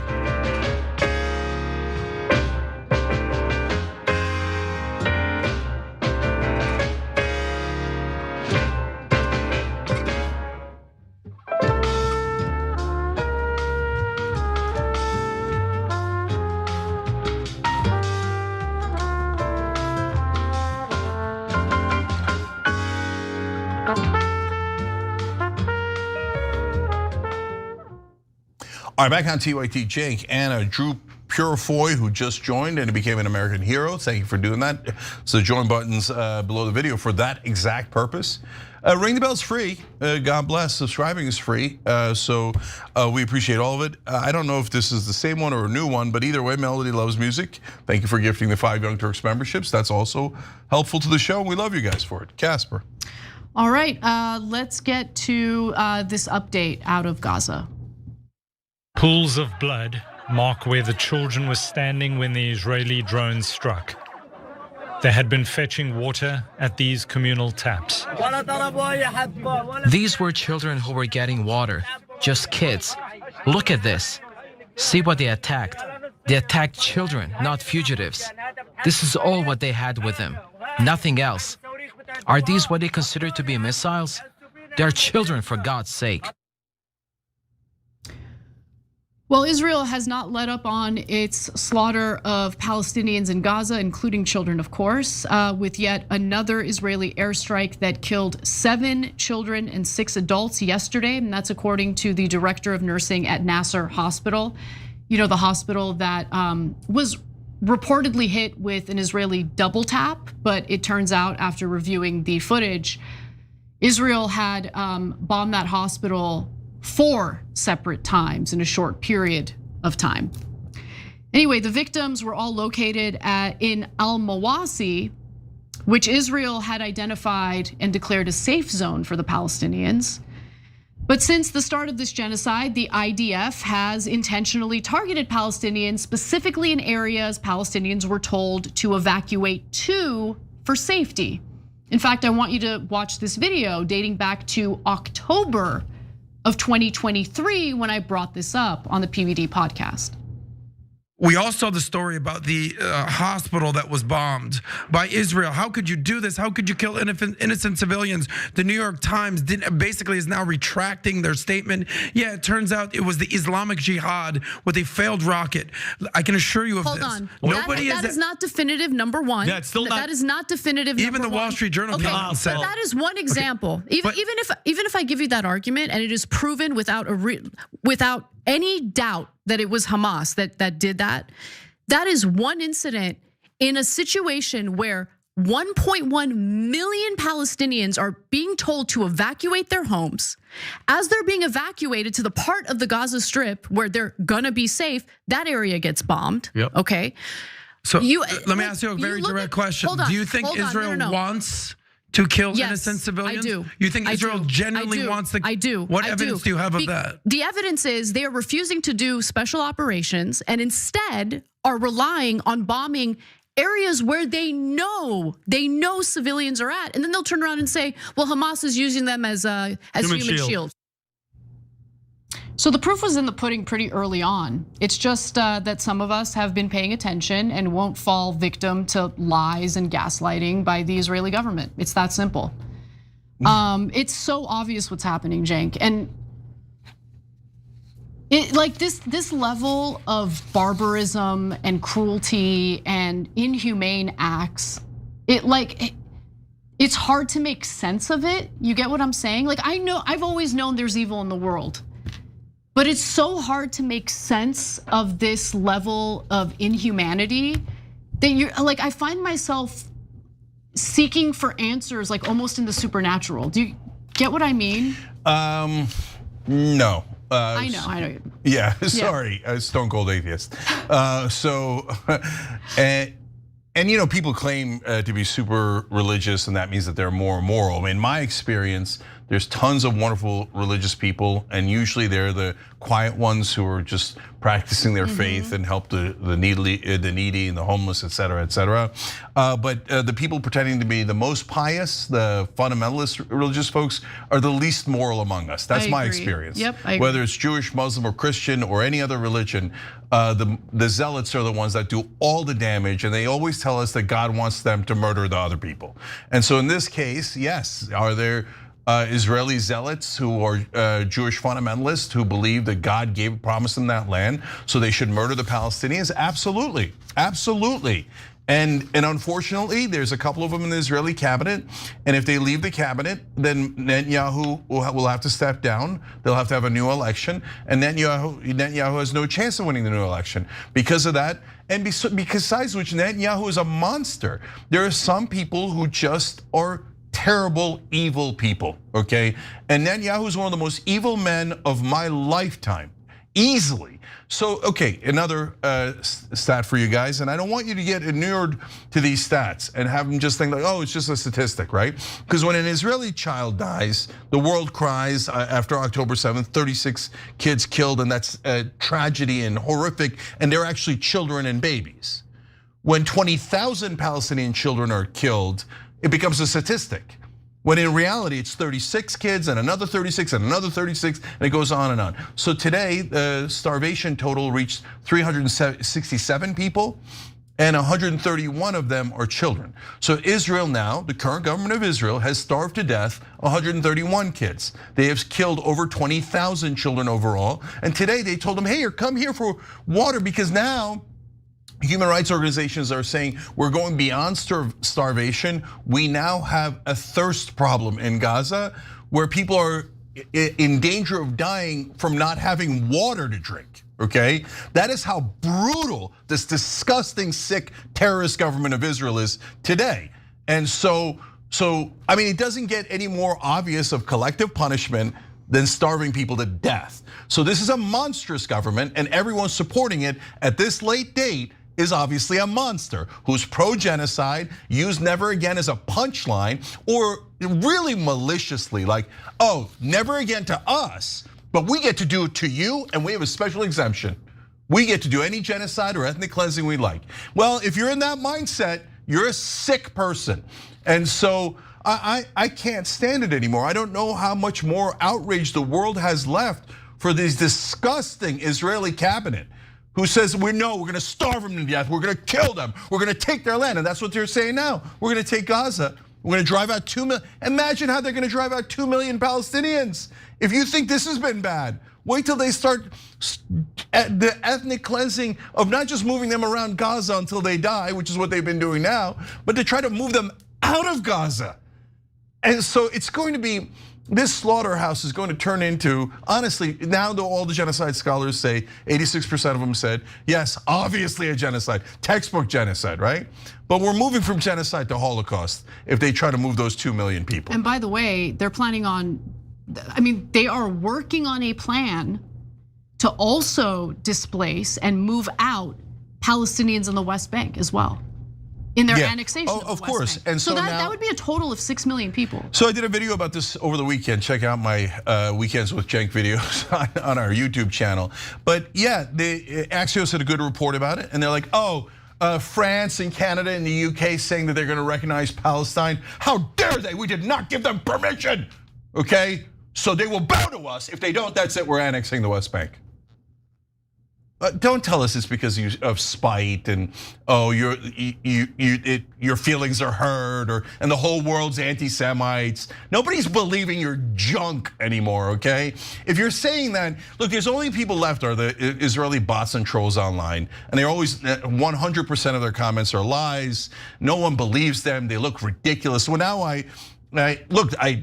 with this kind of disinformation that they're putting out there, yes, I love that you played that old clip, because that's what they do. Oh, Israel bombing a hospital. We would never do anti-Semite, anti-Semite. You guys are, it's your fault, your fault. We're the victims, right? Well, what'd you do? You bombed every hospital in Gaza. So whose fault is it? It was definitely Israel's fault, and they definitely intended it. And I mean, look, there he is, a giant Israeli supporter, still to this day. I forgot his name already, Adam. He's like, oh yeah, I love genocide. Oh yeah, who cares? Murder all the Palestinian children on behalf of my great Israel, right? F you and your stupid genocide, and how sick and disgusting you are. Okay, so what happened? Your standard, Adam, was, well, obviously it's not a genocide. Obviously there's nothing wrong, because Israel would never bomb a hospital. Well, now they bombed all the hospitals. So based on your standard, they were monsters, weren't they? They were intending it, weren't they? They are terrorists, weren't they? Any cable news anchor that says that Israeli government is not terrorists is lying to you, and he's getting paid to lie to you and to pretend that, oh, there's just the little victims. I can't stand it. They make me sick. The current Israeli government is one of the most disgusting governments I have ever seen in my lifetime. They're fascists. It's not even close. And if you're defending fascists, just never, ever, ever say never again. Don't go to any Holocaust museums. Don't talk about Holocaust or genocide if you're cheerleading for one right now. And look, there are good people in Israel. Yeah, there are. And I want to talk about them because, look, I think it's important to differentiate between the genocidal lunatics who do not care at all about human life in Gaza or the West Bank, don't care if we're talking about literal children, they will slaughter away.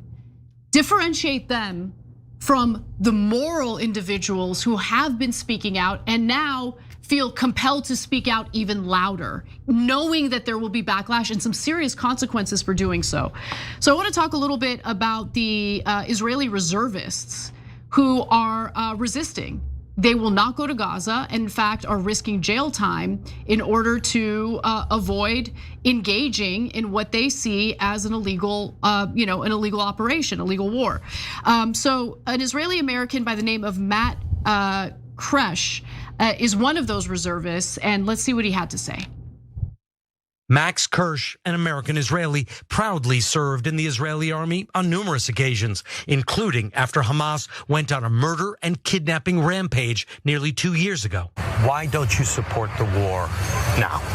The war right now is a direct threat to our future. It's a direct threat to the future of Israelis, of civilians, of our own values. We refuse to take part in Netanyahu's illegal war, and we see it as a patriotic duty to refuse and to demand accountability. We are the same reservists and soldiers who dropped everything on October 7th and rushed to the fronts to report for duty to protect our people.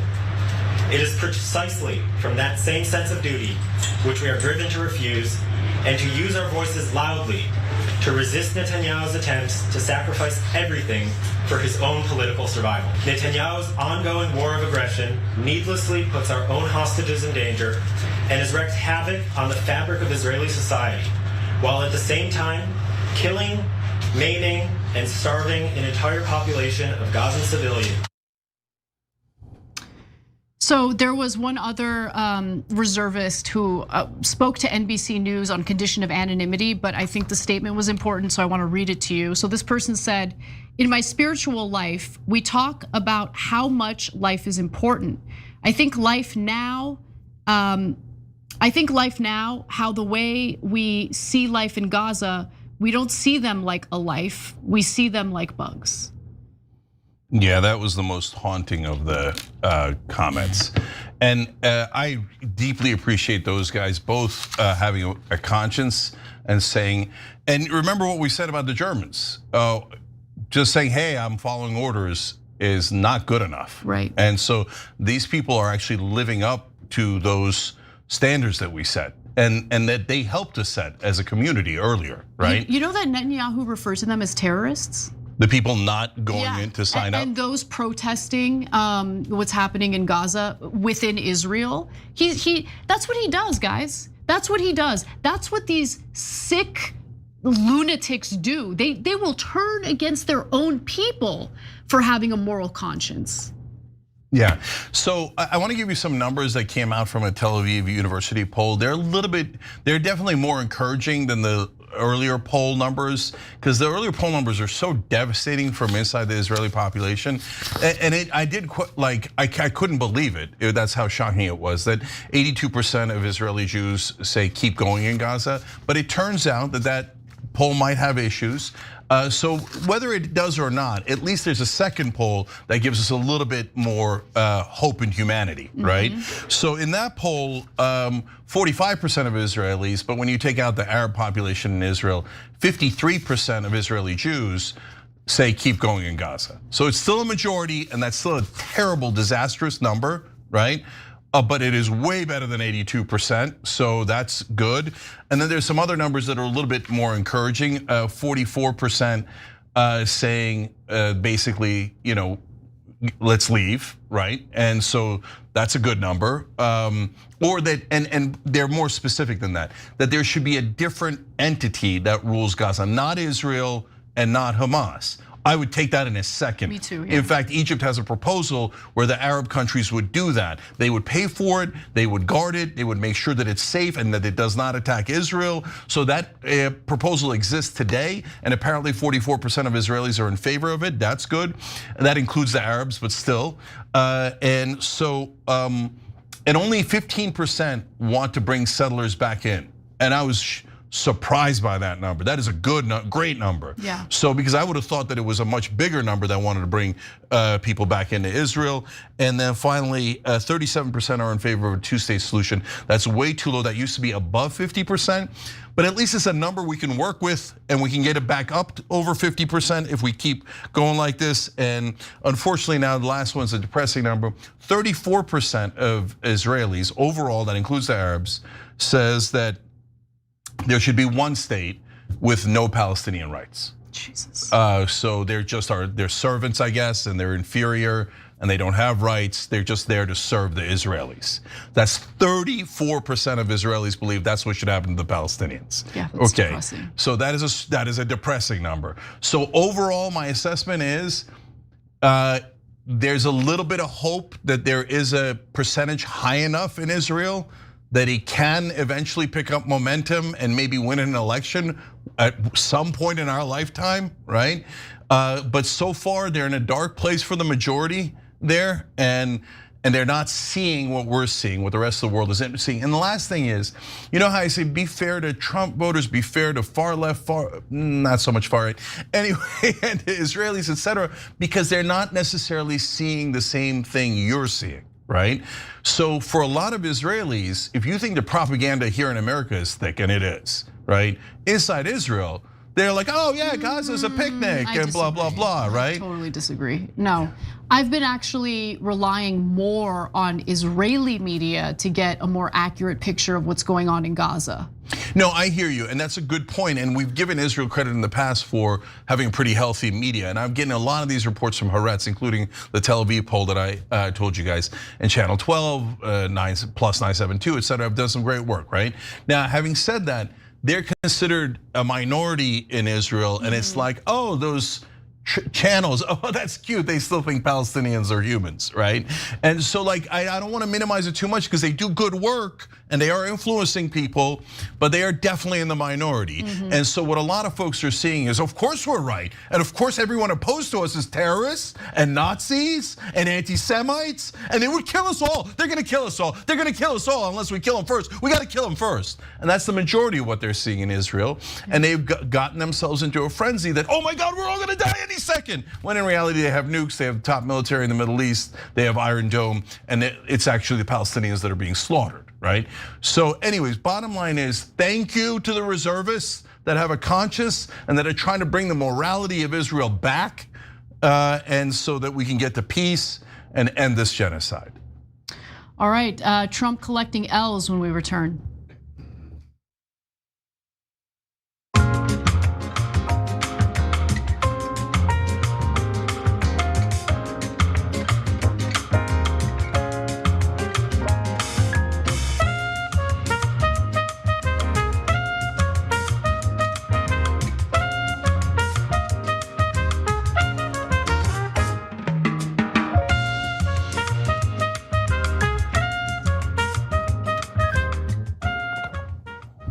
All right, back on TYT, guys. Again, I'm gonna read some of these blind super chat. Tiny Dog Dragon says, I do not think we can come back from this. As a child, I learned from the Holocaust and was mortified. And today I no longer support Israel. They're getting very close to the Holocaust. Will we ever learn? Well, thank you for keeping an open mind. I really appreciate it. And thank you for looking at the actual facts and making up your mind. And guys, as I've told you a million times, if I was around during the Holocaust, I hope to God that I would have screamed and yelled and did everything I could to make sure that we rescued those people from those horrors, right? And in this case, we've got a genocide going on that we're financing. So we should all be as animated as we could possibly be to end funding. And every time we give Israel more money, we enable their worst instincts. Yeah. We don't appeal to their better angels, we appeal to their worst angels. And if that's such a thing. Demons, yeah. Demons, right? And they're like, oh yeah, genocide's great. Here's another 20 billion, here's another 4 billion. Go, green light, keep going. And that is not the right thing to do, even if you think they're a beloved ally. You should argue more for cutting their funding, because this is hurting them just as much. Well, then nothing's hurting as much as the Palestinians are, okay? But the world now despises Israel, and that's obvious. And if you don't know that, wakey. And they earned it. They earned the world despising them. It's not irrational, it's not anti-Semitic, it's not random, okay? Of course things can get better. Nobody despises the Germans anymore, but you've got to get on the road to there instead of the road to genocide and Holocaust. Dating app Dropout Solid Crusader says Hamas is using human shields. That fake propaganda argument is gone, crushed to its defeat. Meanwhile, IDF used manipulated AI drones technology to label babies and kids as resistant groups. You know, an IDF hides behind guns and American military tanks. So I read these, they're their opinion. The part that I definitely agree with is the human shield thing was always propaganda. By the way, the head of Mossad, the Mossad's headquarters, is right in the middle of downtown Tel Aviv, hiding behind all the human shields that they have. And by the way, when Iran tried to bomb the Mossad headquarters after Mossad killed nearly their entire government, they said, oh my God, they're killing our civilians. Why? Because they purposely put Mossad all around Israeli civilians. It seems like every accusation is an admission. From Israel? Yeah. 200%. When they say terrorists, they mean we're terrorists. Then when they say they're using human shields, they mean we're using human shields, etc. Jerkin says, and if it's any comfort, Jesus condemned in the strongest terms anyone who harms a child. He said it would be better if they had never been born. So I'll tell you what, Jesus, if he was born today, would be born in Bethlehem and would be a Palestinian. And God help him for what Israel would do to Jesus today. And so that's a fact. And that's why Israelis get super touchy about that. They're like, no. Don't ever have anyone sympathize with Palestinians. Jesus wouldn't be a Palestinian. Brother, come on. And we would be fine. If he was a Palestinian, Israel would be totally fine towards him. No, you wouldn't. The minute that he went to go get the money changers, you'd have murdered him. You'd have called him a terrorist and killed him. That's the modern day Israel, the government of Israel. And that's super obvious that they would have murdered him. All right, damn it, I'm out of time. All right, we'll do more comments and super chats in the bonus episode for the members. We'll be right back.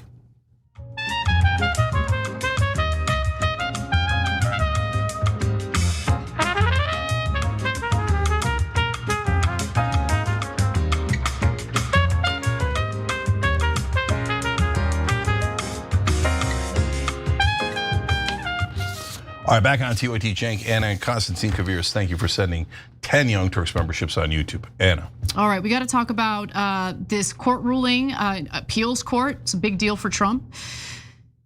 President Donald Trump and his administration have once again been handed an L in the federal courts. Yesterday, the US Court of Appeals for the Fifth Circuit ruled that Trump improperly invoked the Alien Enemies Act when he deported hundreds of immigrants to Venezuela.